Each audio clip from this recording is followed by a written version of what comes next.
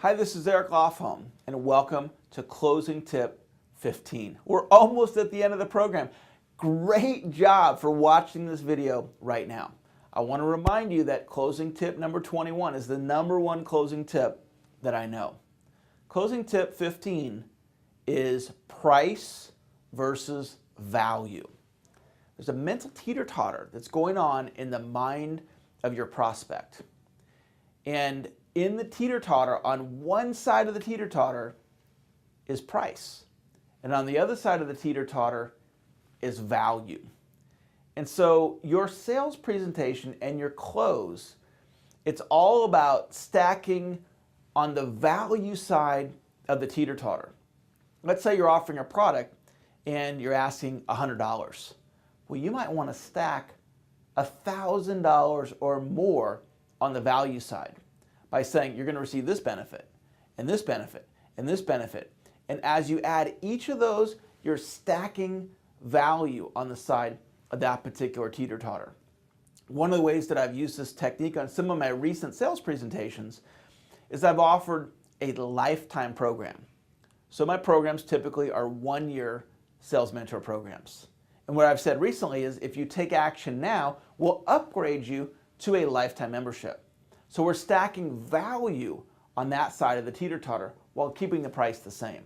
We've also introduced a VIP family option. And the way that works is we'll say to the prospect, you can add up to 3 family members at no additional investment. And that stacks further value.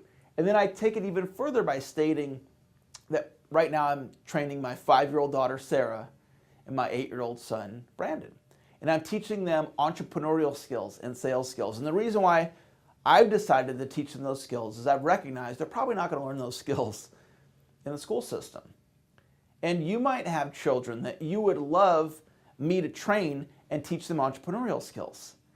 And so in some cases with some of our programs, we offer not only a lifetime membership for you, but a lifetime membership for your children. My current youngest client is 11 months old. And so the person that signed up for the program that gave the membership to their 11-month-old, and the reason why they gave it to them, it's a lifetime membership. So the 11-month-old, there'll be a day when they're 21 and 25, and perhaps they'll have a need for the entrepreneurial skills and sales skills that I teach at that point.